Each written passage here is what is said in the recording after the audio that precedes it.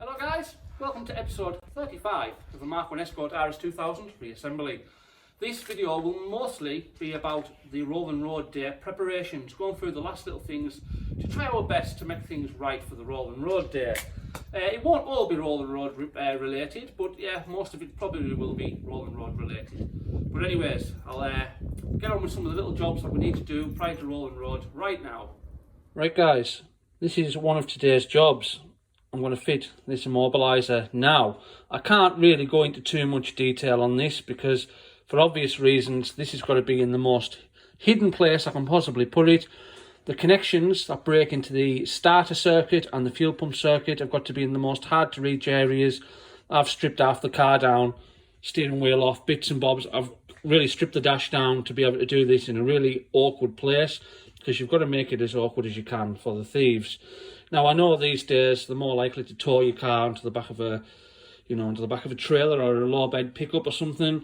But I'm doing this as a little bit of peace of mind. I've got another couple of ideas as well for security enhancements. Not that it'll stay outside much, it'll mainly be garage, but if the odd time it stops somewhere, a hotel, I want to have a little bit of peace of mind.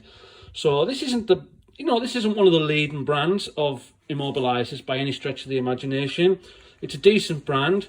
It's got every feature I want, which is two circuit breakages, breaks into the starter circuit and the fuel pump circuit, and it has these little fobs that go on your key, which this is a little sensing loop, and as long as they are within close range of that sensing loop, it'll basically allow them circuits to be continuous. If you don't have these little fobs with you, then it won't turn over and the fuel pump won't run. And I'm told there's over 18 trillion frequencies with these fobs, so replicating that frequency would be more or less impossible. So that's what I'm going to get on with today, is get this little kit fitted. There's a little flashing LED to go somewhere, not to stand out, but yeah, it's just a little thing I'm going to do to try and give a little bit more security. I thought it would need it for the insurance, to be honest, but it's no longer a requirement for the insurance, because the insurance basically said that because they're enthusiasts cars, they know that they're looked after a damn sight more than any other car on the road, really, which is true, to be honest. So anyways, I'll fit this Immobiliser. I'll let you see it work, and hopefully when I get finished. Oh, and I also forgot to mention, it is Cat 2 Thatcham approved. So it is a Thatcham approved, insurance approved Immobiliser as well. So that's something else I really wanted as part of this kit. Right, you'll see on top of the steering column there, right there, the little red light flashing. That's obviously to state that it's armed. And if I open the door now, you'll notice it started flashing much faster. And what that means is it's searching for the little transponder that's on the keys, which is that little device. So basically I'll show you how it works. So what I've done is I've took the little transponder off.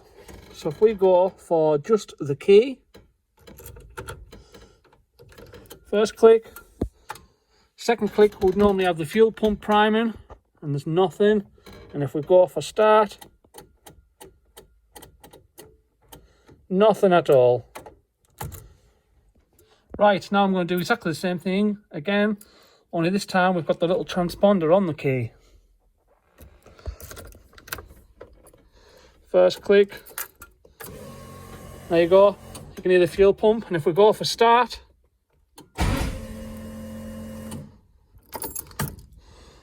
and there you go, that's it armed again.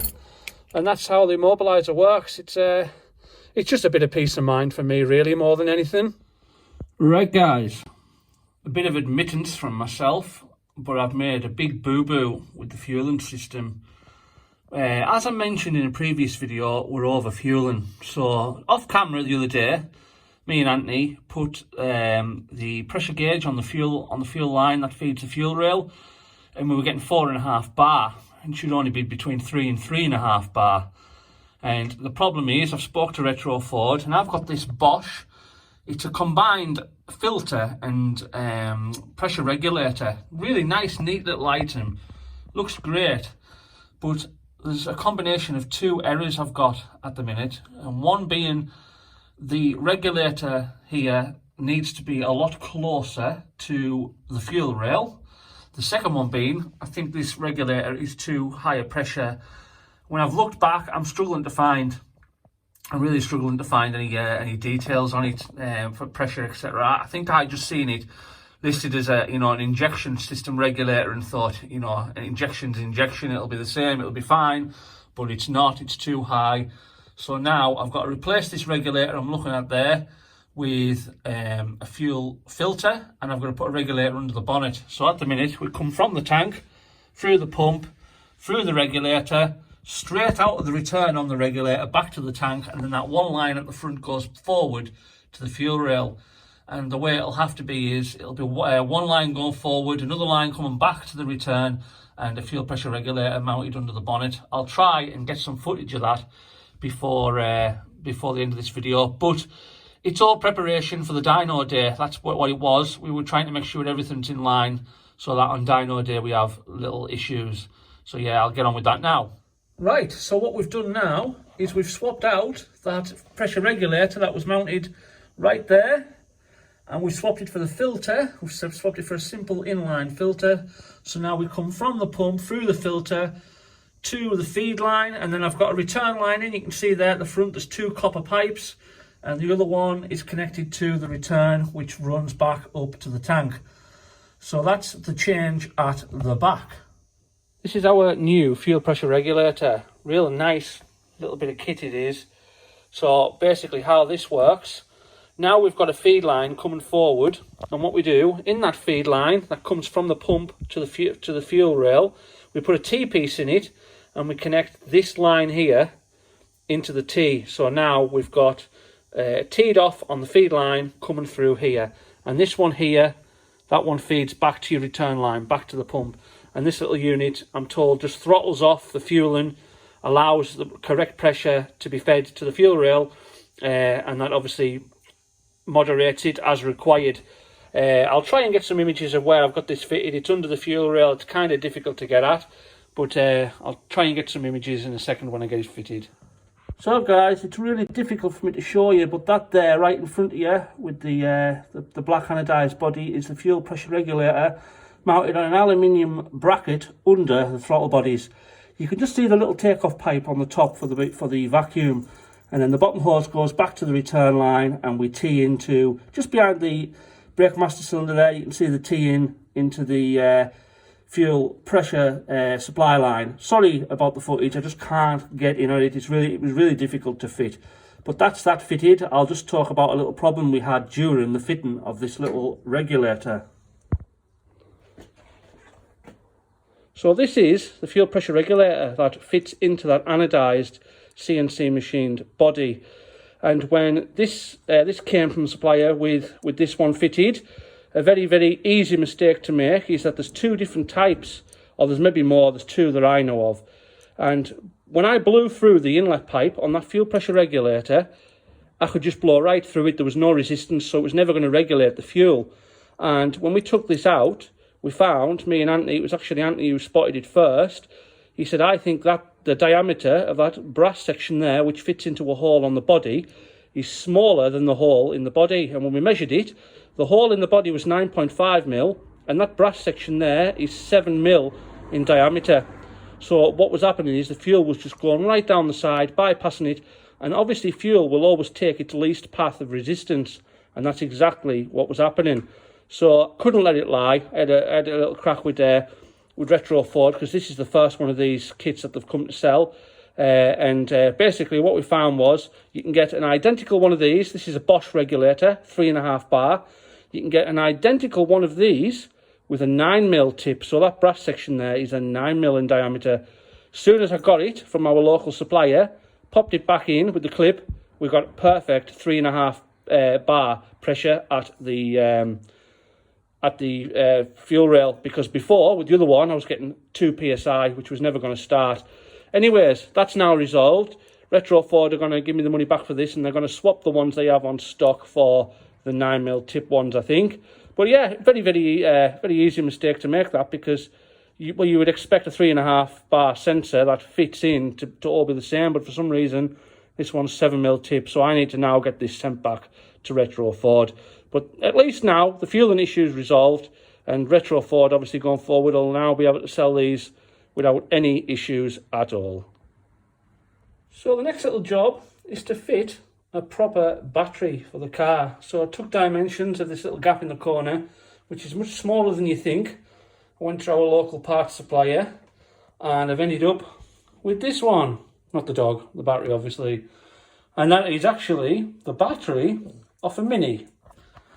Yeah, now the problem with that is it's only 300 amp. Now the ST170 had a 580 amp battery, but the little battery you've seen us use for a good while was 280 amp. It's turned it over time and time and time again with no problems. And the only real reason I think you need a bigger battery is for cold weather, cold starting, where you need more amps. Now, this is never ever coming out in cold weather. This is a warm weather show car. So I'm confident that that little 300 amp battery will happily provide the power this car requires. So I'll let you see it shortly when I get it in. The padding in the bottom is actually out of my toolbox. I needed some nice padding. That's perfect for the job. And it was in the bottom of one of the drawers, and I decided the car is more important than my Halfords tool chest. So I decided it's going to get cut to size and it'll do a perfect job of protecting the battery tray. So I'll get it in and I'll let you see it when it's all dressed in properly. And there's how a battery fitted in. I had to make a little clamp to go at the front because it wouldn't quite fit into the original clamp. That was easy enough done. The back clamp's fitted on as normal. All the cables are ran in nicely. And I'm really pleased with that. It fits that gap really, really nice. So yeah, it's just another little job out the way. And we'll just have to keep our fingers crossed that it has adequate power, but I'm fairly confident it will. Now then, as I think I mentioned at the start, not everything in this video is going to be about rolling road day prep. This is just something else I've just recently bought. And I'm very wary of buying from eBay because, as we all know, you can get a lot of crap on eBay. But at times you can get some fantastic stuff. And this is definitely one of them. I came across this when I typed boot mat into eBay. And now it's obviously not an original one, but it's absolutely beautifully made. It's got like vinyl sections to curve into the contours of the floor. It fits in really nice. The only thing it didn't have was it wasn't cut to go around this centre strengthener, and it clearly needs to go right back to the back panel due to the length of it. So I've just cut it out round. That's no biggie, obviously. Now I've basically velcroed that down, sticky back velcro, which grips to the bottom of it. I put 10 little 50mm square pads underneath. It probably needs a couple more, to be honest, at the back. But I'm absolutely chuffed with that. I really, really am. I just think that's just sorted the boot right out nicely. And while we're on the subject of the boot, I picked this up the other day with GS Escorts. This is a Ronal 13x7 RS wheel, which has been beautifully powder coated in silver and will make an absolutely fantastic spare wheel because I've obviously got the RS wheels on. Obviously the 15s that I've got on, this is a 13, but it doesn't matter because it means it'll fit in the spare wheel well. So I bought the wheel and I bought the strap that holds it back, and I've also got 4 different nuts because these the nuts on these wheels on the car now are tapered, and these are kind of a flat-faced nut. So yeah, I've got that to get a tyre for sometime soon, and then I can get that plonked in its place with its strap on, with a new tyre on it, and I'll probably even leave the sticker on the tyre just for the look. But yeah, that's just something I picked up from GS the other day. So today has been kind of the final day where we've been playing around with the car, trying to get it ready for the dyno day. So we've been doing stuff like my mate Anthony bought an adapter so I can screw the compression tester in. We've done compression tests on all 4, and they're more or less balanced. You know, they're not that far out. Whether they're as high as they should be remains to be seen. I'm hoping maybe a bit of a run out will improve them a bit. And I've also, because the exhaust timing was retarded by 8 degrees, I decided let's put it back to 0, back to factory, so that when we go on the rolling road day, it's got a base to start from, and then we can turn it, you know, we can retard it so many degrees at a time and see where its sweet spot is.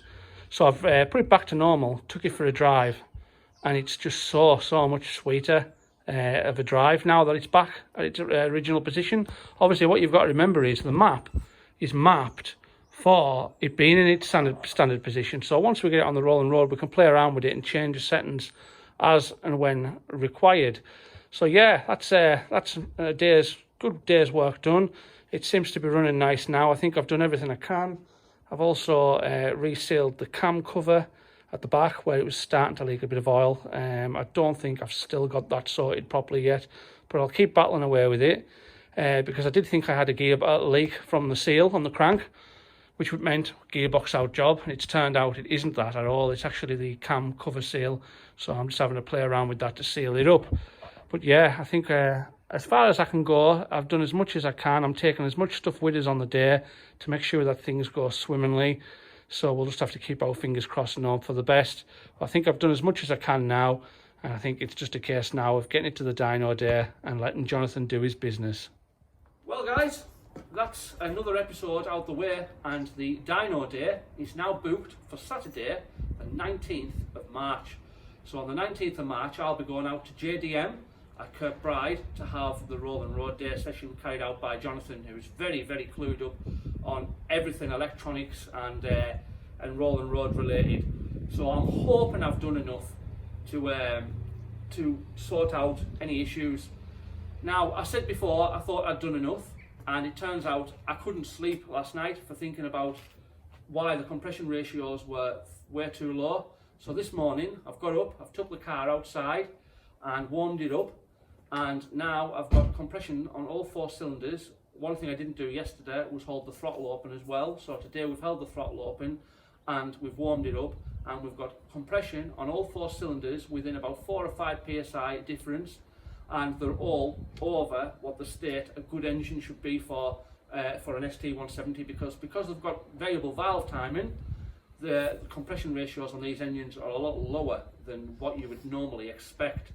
They reckon a good compression ratio for these is around about 120 psi, whereas normally you would expect 150, 160, something like that. But because of the VVT, the data states 120 psi, but we've actually got more than that.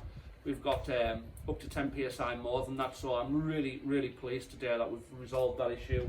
So hopefully I've done enough for dyno day.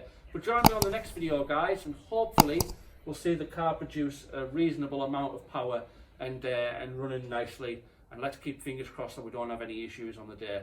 Thanks very much for watching, guys. I'll see you very shortly.